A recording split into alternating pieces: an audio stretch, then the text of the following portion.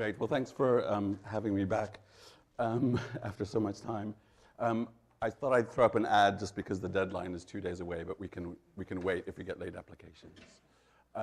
So I'm going to present joint work with some people in my group, Barbara Soda, Joan Kemps, who was an IT from Qubit postdoc, and Carlos Sprachiera and Zach Weller-Davies.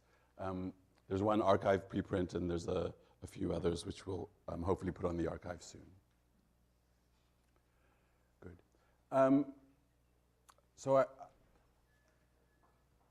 probably don't need to say, but I will say it anyway, that one of the important problems in physics is the fact that the two pillars of it are inconsistent. So we have Einstein's theory of gravity, where we have a metric.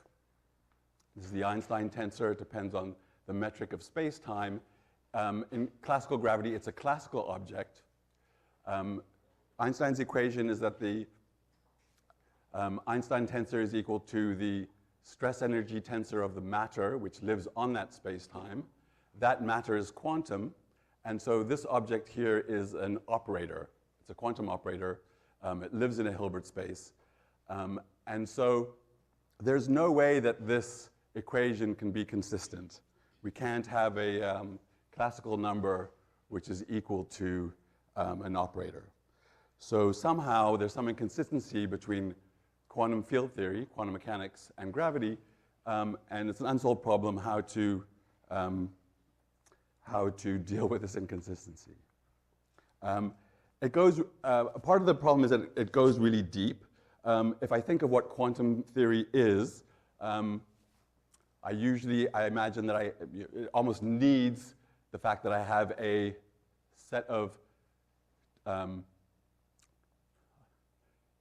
sets of instants of time, so an initial, for example, surface where I put some initial conditions, and then quantum theory allows us to predict what's going to happen in the future.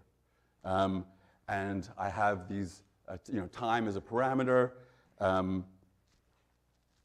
and not a quantum object.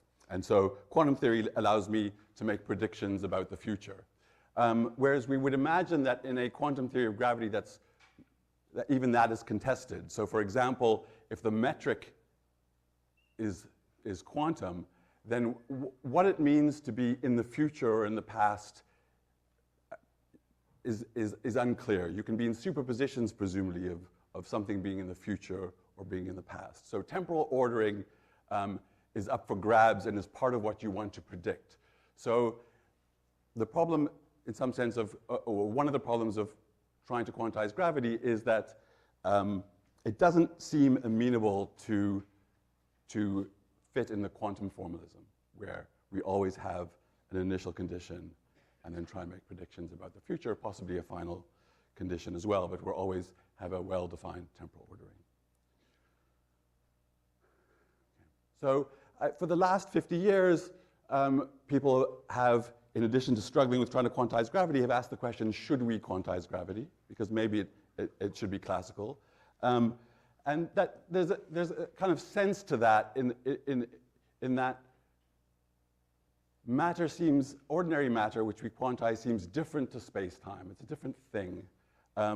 Matter lives on the space-time, and maybe I need a well-defined, I measure fields at a point in space at a particular moment in time, and maybe we need that classical structure in order to do physics. So it's not obvious that we should be trying to quantize space-time. I'm a quantum information theorist, and I quantize everything I see, and so I don't know how I feel about this question. I would like to be able to quantize gravity, but I don't think it's a priori obvious that we must. Good. So there's been this debate, as I said, for 50 years. There's been various no-go theorems, and then people claiming loopholes from these no-go theorems. And so what I would like to do here is put this question to rest for some reason, put this question to rest. I want to say that it's perfectly consistent to have space-time being classical, and that can interact with quantum fields. So there's a claim that one can consistently consider classical objects interacting with quantum objects. Right? So we can have a theory in which space-time remains classical, and we quantize everything else. So that's the first thing I'd like to address. So I don't have a strong view, but on whether space-time is classical or not, but I do have a strong view in that it can be classical. That's a possibility. And so what I'd like to do is explore that possibility. So I want to just make a simple single assumption, which is that space-time is classical, and then see where that leads. So let's assume space-time is classical, and then what we find is that there's a number of consequences. One is that it necessarily causes collapse of the wave function. I'll say a little bit about what that is. It necessarily leads to information destruction, which for people like me who don't like other solutions to the black hole information problem, for me that's a welcome situation. And it also, well, you might believe that fundamentally space-time is classical, or you might just say that there is a regime in which space-time is classical and you want to explore that regime. And we're often interested in that regime if we want to understand a lot of the problems that may be solved by a quantum theory of gravity. So for example, if I want to understand black hole evaporation, then maybe I may just want to consider the regime in which the space-time behaves more or less classically, even though the black hole is still radiating in a quantum way. Right? You can often imagine cases where you have two systems and you can treat one classically. And space-time seems like the kind of thing which often seems to behave classically. And so in cosmology or in inflation or in a black hole evaporation, it seems like we should, it'd be nice to have a theory in which we could consider space-time to be classical.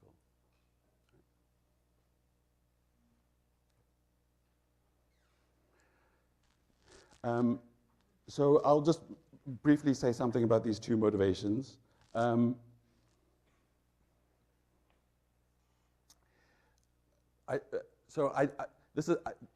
don't even know if there's a measurement problem in quantum theory. Sometimes I can be a many worlds person. But one of the key messages is that if you if there is something classical in your theory, so if space-time is classical or you have a classical object, then what it means to become classical makes a whole lot more sense. So for example, in the Schrödinger cat thought experiment, I don't like to kill cats, so and I'm a quantum information theorist, so I have a cat which is in the 0 state and a cat which is in the 1 state. And so I might ask, how does only seeing the cat in the 0 state, how does that emerge? I get the feeling that is when I see the cat in the 0 state, that feels like a definite result which I can write down and start thinking about as a physicist. And for that to be objective and real, I need to have a sense of what it means to be objective and real and classical. And I feel like I can only actually really answer that question if I have objects which are themselves classical. So if I want to say what does it mean for classicality to emerge, I think I need to have an object which is fundamentally classical. And what we'll find is that if we have an object which is fundamentally classical, what we find is that it necessarily causes quantum systems to become classical. So classicality will infect the quantum system like some kind of a virus.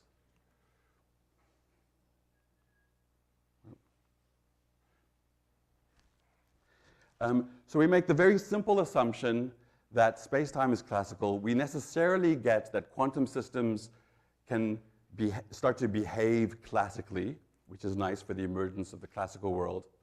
And what we will also find is that the only way to couple a classical system with a quantum one is if that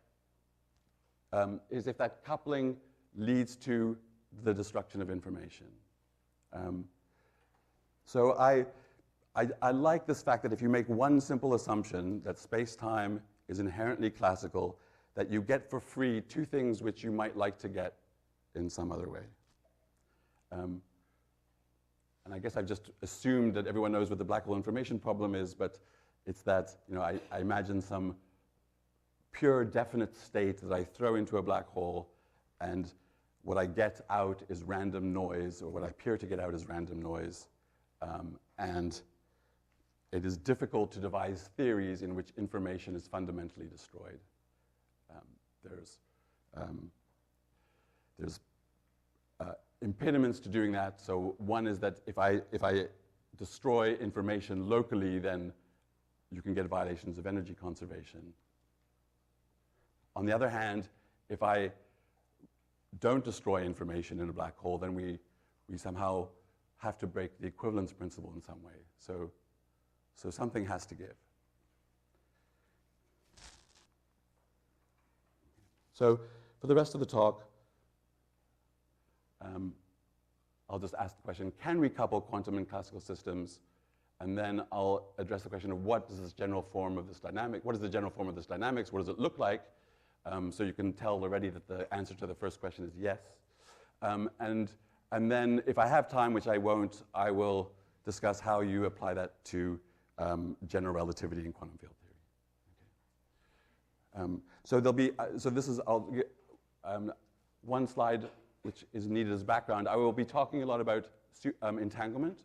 So here I have an entangled state of a coin toss, heads and tails. This is the Brexit coin, I think, actually, commemorative, which was melted down. And so I have an entangled state here between the Brexit coin and the moon being on the left or the moon being on the right. So this is an entangled state. If I were to trace out the coin, then the planet, then the moon will be in a, this is the density matrix of the moon. It has a 50% chance of being on the left and a 50% chance of being on the right. And we say it's decohered. So it's, in some sense, behaves a bit classically. It's got no coherence between those two states of being on the left and the right. Likewise, the coin is in the same state. All right? And so having the off-diagonal elements dying off is what it means to decohere. And of course, we know that if I measure the coin and find heads, then I'll see it'll be correlated with the fact that the planet is on, or the moon is on the left. Okay. So I'm now want to address the question of, can we consider space-time to be classical? And what I want to give here is an argument due to Feynman in 57 about why we have to quantize, why we should have to quantize gravity. And his argument goes like this. He says, imagine that I have a double slit experiment, and I send a heavy particle, like the electron or the moon, through two slits, and I get an interference pattern. But then I have a gravity wave detector, or a bunch of people with pendulums sitting around here, and they measure the gravitational field to try and determine which slit the particle went through. And it's clear that if the particle went through this slit, the gravitational field will be different to if it went through the other slit, right? Because it's a massive particle, it's a different physical configuration. And if the gravitational field is classical, and I have two different states of the gravitational field, I can always tell them apart. Because one of the crucial things about classical fields or classical objects is that if I have two different states of this object, if it's classical, I can tell them apart. There's no uncertainty principle. There's no impediment for me to determine the gravitational field. And so if the gravitational field is classical, I necessarily will be able to determine whether the particle went through the left or the right. I might have to have very good equipment, but I can measure the gravitational field, and I'll know whether it went on the left or right. Is that argument clear? This, yeah.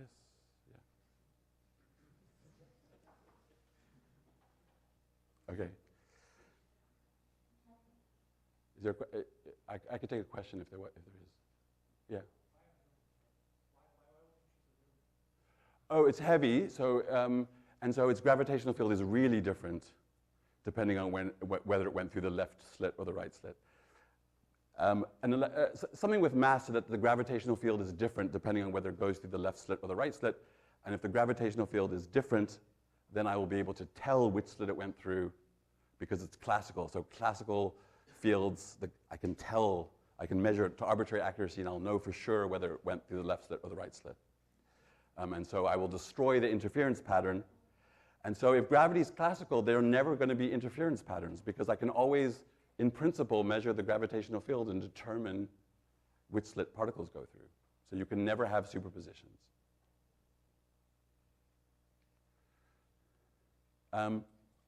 You could ask the same question, though, about the electromagnetic field. So I have a particle, an electron. It goes through one slit or the other, or a superposition. And when it does that, it has its electromagnetic field. It gets entangled with the electromagnetic field. It maybe gets a bit entangled with some air molecules or whatever. But it has a different electromagnetic field, depending on whether it went through the left slit or the right slit. And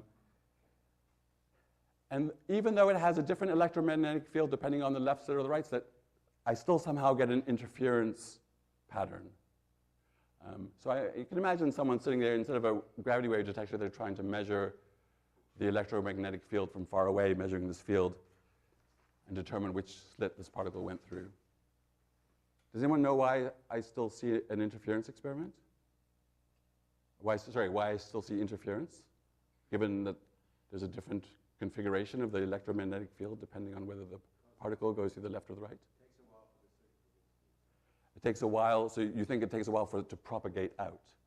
And what if I move the slit further? So if I move the slit further away, eventually I won't get an interference pattern?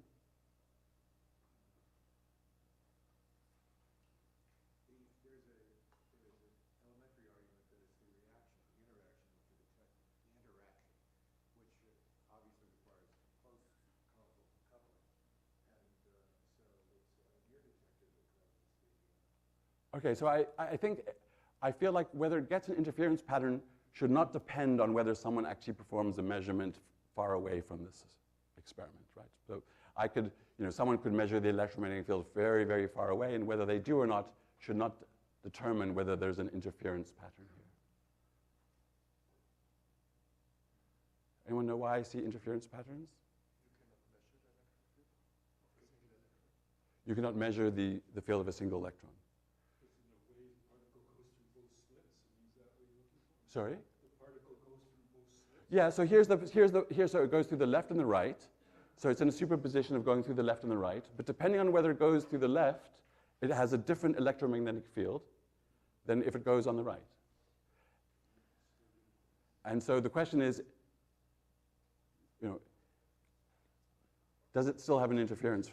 Does it still show interference fringes? And if it does, why? Yes.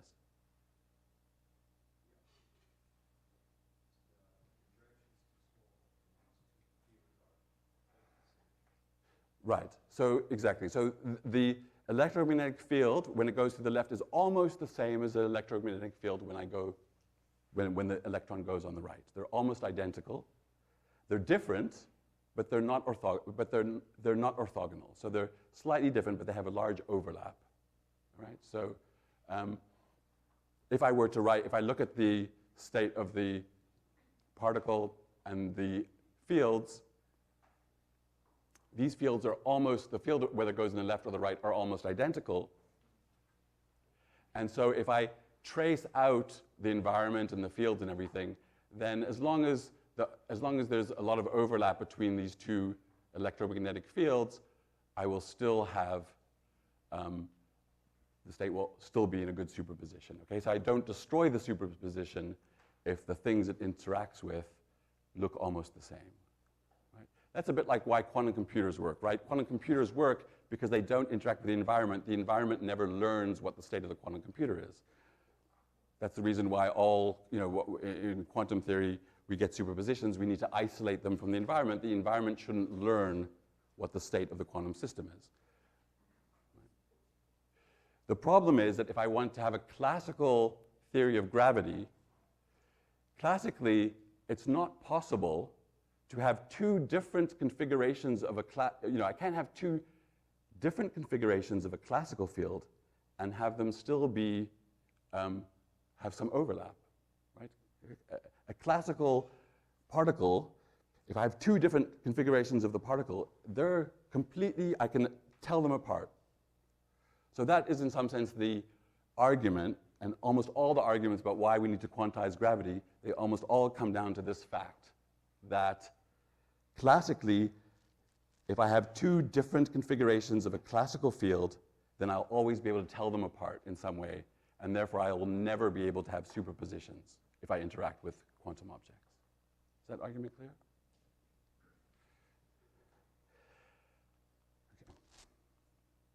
Okay.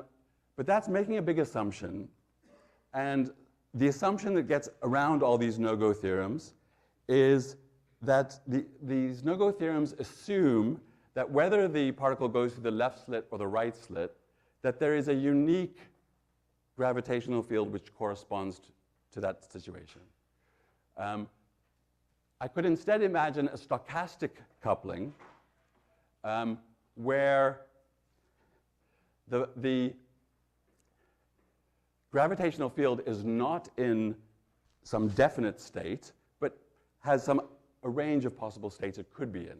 And so when I measure the gravitational field, I'm not able to determine exactly which slit the particle went through. So as long as I have a stochastic theory, then I'm able to consistently couple a classical theory with quantum fields.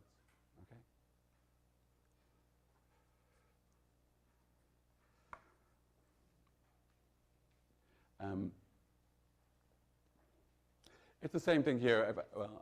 I'm going to move on because we're close. Okay. There's another reason that people really want to quantize gravity, and why they think that people that think you don't need to quantize gravity are kind of crackpots. And the reason is that I think most people associate classical gravity with something called the semiclassical gravity. So let me just say what that is. Remember, we had Einstein's equation, which was that the Einstein tensor, which contains all the information about space-time, like the metric, is equal to something which has all the information about, or a lot of information about the quantum fields which live on that space-time. So this is the stress-energy tensor. This is an operator. This is a number. We can't equate them. But what we can do is we could consider the expectation value, the average value of the stress-energy tensor. And now we have a number. The expectation value of this thing is a number. And that's an equation we can, at least is consistent. And that's the equation that's used to understand quantum effects in cosmology, to understand black hole evaporation, et cetera, et cetera. Right? And this equation, which we use, the semiclassical gravity theory, which we use to understand kind of important system like cosmology, this equation is pathological. And the reason it's pathological is the following.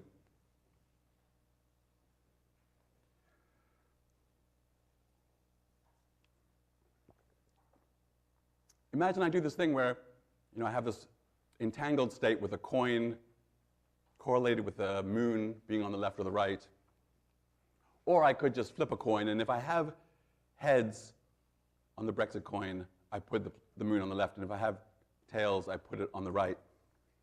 And now I look at the stress energy tensor of that situation. So half the time the planet is on the left, half the time, sorry, the moon is on the right.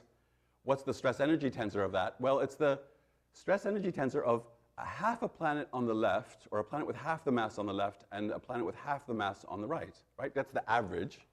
The average stress energy tensor, the average of the stress energy tensor of having a 50% chance of the moon being on the left versus a 50% chance of the moon being on the right is equal to the stress energy tensor of half a planet on the left and half a planet on the right. Okay?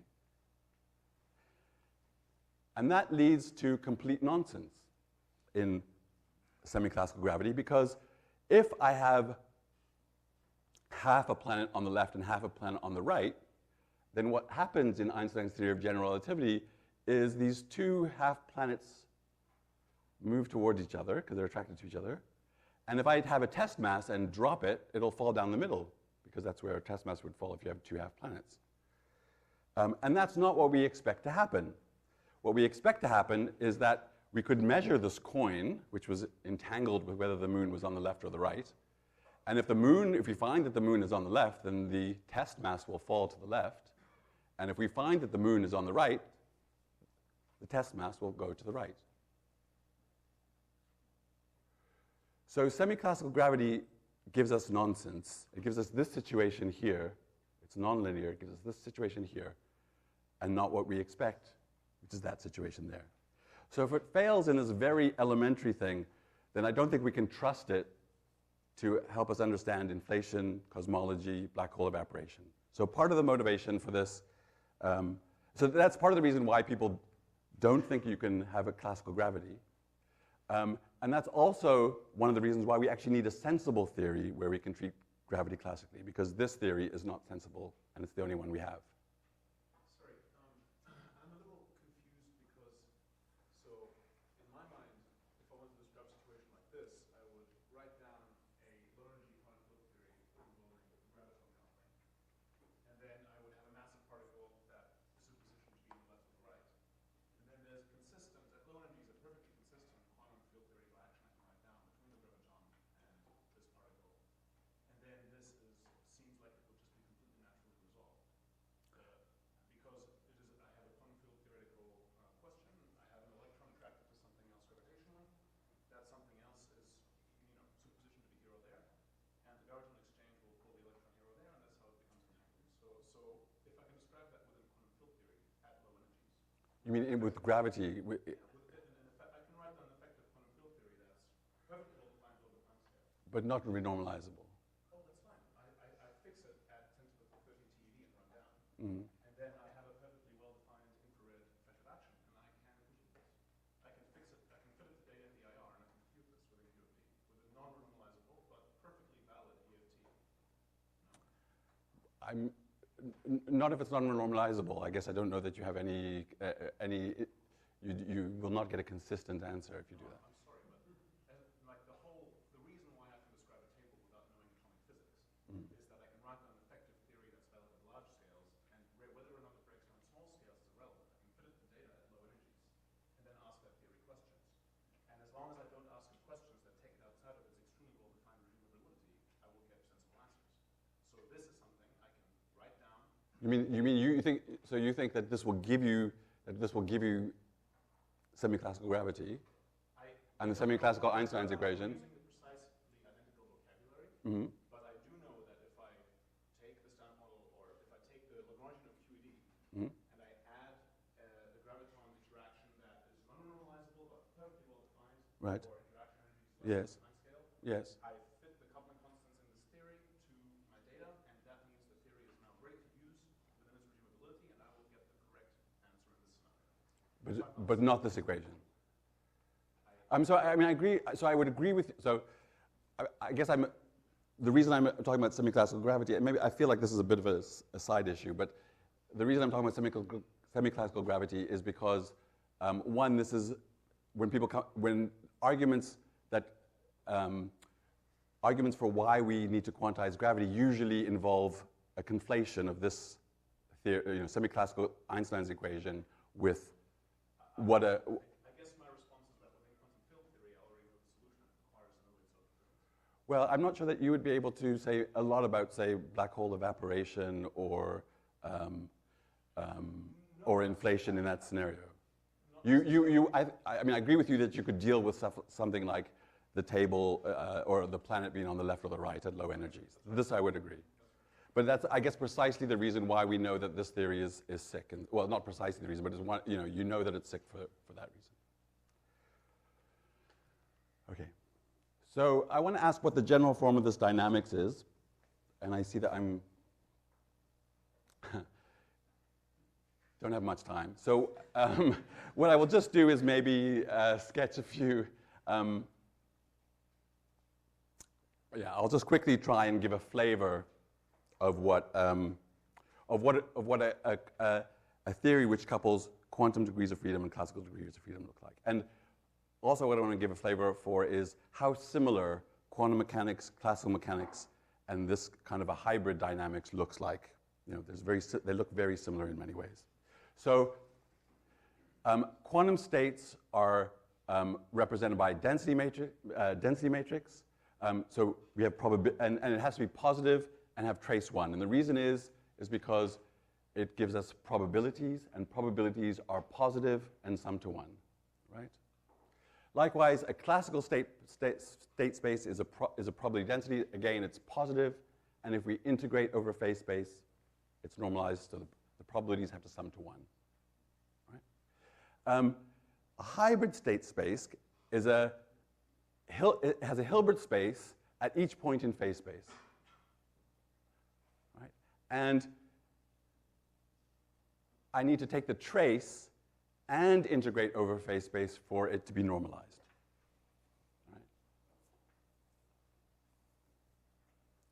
Right? So at each point in phase space, we effectively have a subnormalized density matrix. You can think of it like that. So for example, I could imagine a qubit, and this qubit has a classical position and momentum. And so here we have a density matrix. So this is a quantum qubit. It's the density matrix of the qubit. And in a hybrid classical quantum system, you would have a qubit. It would be a density matrix, but each element in the density matrix depends on phase space. All right? So the probability that the qubit is 0 depends on where it is in what its position and momentum are. It's like a Stern-Gerlach, right? If I have a Stern-Gerlach and I look and the deflectant is up, then the probability that the particle has spin up is much higher than if it deflected down. So the probability that the spin can be up or down depends on where the particle is. And this particle has a classical position and momentum. So at every point in phase space, I have a Hilbert space or a fiber. Now we can ask what kind of dynamics, if we have this kind of a classical quantum object, what kind of dynamics is allowed?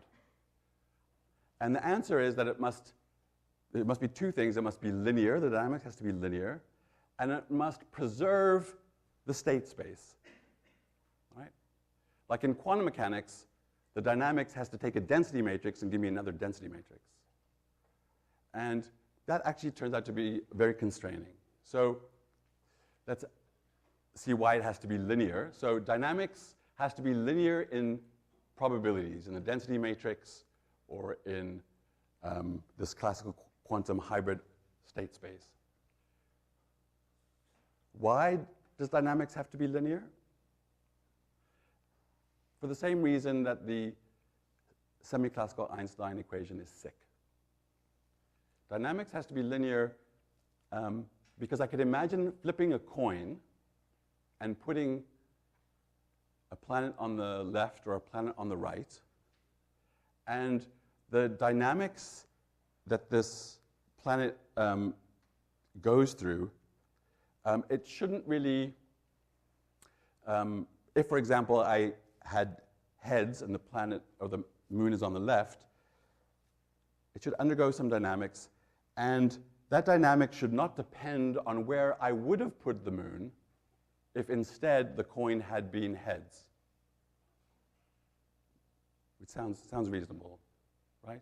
So, for example, I could imagine preparing an entangled state between a coin and the planet on the left, planet on the right. Or I could imagine a situation where and now I could imagine that the planet undergoes some dynamics. So there's the dynamics, L acting on, with probably half the planet is on the left, with probably half the planet is on the right. Or I could consider a situation where I measure, and then I could measure the coin. And if I measure the coin, the dynamics acts on the coin being on the left. And if the coin reads tails, the dynamics acts on the planet being on the right. And the dynamics, how the dynamics affects this planet or this moon should not depend on whether I measured the coin, right? That seems reasonable. So if the dynamics that this moon undergoes does not depend on whether I measure the coin, then it has to be linear. So we're looking for linear dynamics.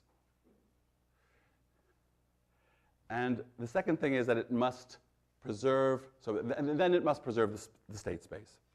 So for example, if I have a classical probabilistic theory, so I have a theory in which I have, say, probabilities of certain states Z, these are classical states, like Z could be phase space. So I have some probabilities, so the probabilities are P, they're greater than 0, they're normalized to 1. Then the only allowed dynamics has to be of this form, right? It's a channel. So it takes if the configuration of the system is Z prime, then it has some probability of becoming a Z. And it must be that this was a probability distribution, so this has to be a probability distribution. And that tells me that these probabilities have to sum to 1. This dynamics has to include a matrix which sums to 1 and which is also positive, right? So just the fact that a probability gets turned into another probability imposes constraints on the dynamics. I can say that this is the same thing in quantum theory. So in quantum theory, I can ask if I have a density matrix, what kind of dynamics can I have? And Krauss showed that if I have a density matrix initially, and at the end of the day I have another density matrix, then the dynamics has to be of this form. It has to be, these are called Krauss operators. These two, there's a Krauss operator and its conjugate, and the dynamics has to be of this form. And in order to preserve probability, the Krauss operators have to satisfy, they have to sum to the identity, all right?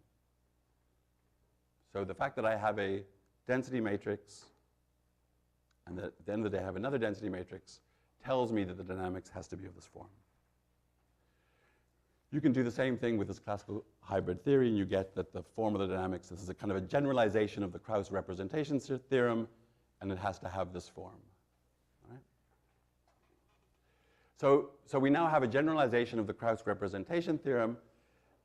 And what I like is that if you look at quantum mechanics, classical mechanics, and this classical quantum mechanics, that the dynamics has a very similar form. The restriction on what kinds of things are allowed, what kinds of dynamics are allowed, looks very similar. Now I'm going to impose one more constraint. I'm going to ask that it be memoryless, that the dynamics not have a hidden memory somewhere. Markovian, I guess, so that at every instant the dynamics is the same, right? There's no hidden memory. Is being Markovian a familiar thing? Like if I have a time-dependent Hamiltonian, that's not Markovian because there's I can change the Hamiltonian, or it's different in each moment in time. Or if someone is remembering where the particle is and then does something dependent on that, that's also not Markovian. So a memory somewhere. I can always have a dynamics which has a hidden memory that can do anything. It's very unrestricted. But all the laws that we have in nature, there's no hidden memories. because we see everything. So if I demand memoryless, then this is what you get for quantum mechanics, this is what you get for classical mechanics, and this is what you get for this hybrid theory. And again, they look very similar. All right? So quantum mechanics, you have this commutator with H, so this is the deterministic part, the part that's purely deterministic. Likewise, in a classical theory, you have the Liouville equation, so you have the Poisson bracket of the state with the Hamiltonian. And in a hybrid theory, you can have both. All right? You can have a commutator, and you can have a Poisson bracket with two different Hamiltonians. This is like quantum field theory in curved space. All right? So here we have a state which evolves classically, like the gravitational field if we treat it classically. Here we have a quantum system which interacts with a Hamiltonian. But notice now the Hamiltonian can depend on classical degrees of freedom. And that's okay. For people, experimenters do that all the time. We have a quantum system. It interacts with some, via some Hamiltonian. And we can tweak some knobs and change the parameters of that Hamiltonian. I can turn up the magnetic field. I can have a clock and change the Hamiltonian in various ways. So it's very easy to have a quantum system which is affected by a classical system. Is that, yeah? You're happy with that? It's very easy to have a quantum system which is affected by a classical system. What's hard, and what leads to these paradoxes unless you add noise, what's hard is to have a quantum system which interacts with it, which affects the classical system. Right? That's sort of not like what we think about as the normalization route. We expect the classical physics to not be directly affected by the quantum thing, except that it affects the coupling. I think you're talking about classical regimes or quantum regimes. So here I'm talking about a classical degree of freedom and a quantum degree of freedom. So I imagine, like in the lab, I have some qubits, and I maybe have some classical systems which could change which could easily affect how the quantum system interacts. But having the other thing happen is the thing. So here we have the deterministic evolution, and it looks very similar for both classical, quantum, and hybrid dynamics. And here we have the information destroying part. All right? And again, they look very similar, even though the notation maybe isn't. So, for example, a classical stochastic process, if I want to know, how the probability changes at a point in phase space z, well, there's a chance, if you're looking at z, there's a chance that your system came from the state z prime. This is called the jumping term. And there's a chance that it went away, all right, that it moved off. So the change in probability at a point in phase space is just given by the rate of stuff coming in minus the rate of stuff going out.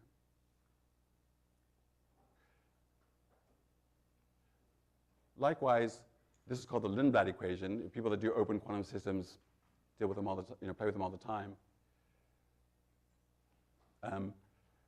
You have some chance that the quantum state changes, and this is called the jump term, and some chance that nothing happens.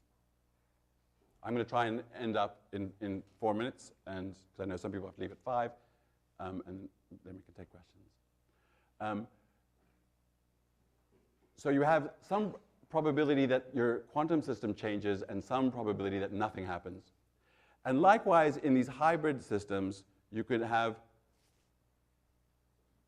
both things happen at the same time. So the quantum system undergoes a change, and at the same time, the classical system undergoes a jump. Or nothing can happen. All right? So everything looks kind of the same. So I was going to try and now say how we apply this to general relativity and quantum field theory. This is a very general form of the dynamics. And it's just a fairly general form you can't do much with, but if you can, through a number of steps, take this very abstract formalism and construct a theory of classical general relativity coupled to quantum field theory. So I'll just quickly say what they are. You effectively want to find a field theoretic version of this, so you have fields living on the space-time, you have the metric and the conjugate momentum and the lapse and shift, because you work in the ADM formalism. So this is just for those that are interested in this particular part. We work in the ADM formalism, and gauge invariance imposes constraints on this hybrid object. And the problem of Banks-Peshkin-Susskind is no longer a question of energy conservation you see here, but is just one on constraint conservation, and constraints are not equal to the energy. So let me summarize and end on this slide. We assume space-time is classical. It necessarily causes collapse of the wave function. In some sense, by this process we were talking about in the double slit experiment, where if you learn the classical field, it's probabilistic, it's stochastic, but at some point you will learn the value of the classical field, and so you will get a collapse of the wave function. I didn't get a chance to say it in that one slide on the qubit, but this theory necessarily has, as we said, stochasticity, so some randomness, and finite-sized discrete classical jumps. And so it's reasonable to believe that that might be behind how black holes destroy information, if this indeed is what happens. It's experimental. It reduces to Einstein's equation in the classical limit. One can show that. But there are small corrections to that, and these are experimentally testable. So I think there's a strong case to be made that this could be a fundamental theory, but it's also possible that it's merely the classical limit of a quantum theory of gravity, right? That it's an effective theory. And if that's the case, then it would be useful to try and see if we could use it to understand situations where previously we had used semi-classical gravity, which we know is pathological. So it would be interesting to try and see if we're able to go beyond the semi-classical Einstein's equation to understand better inflation or black hole evaporation. So with that, thanks very much for your attention.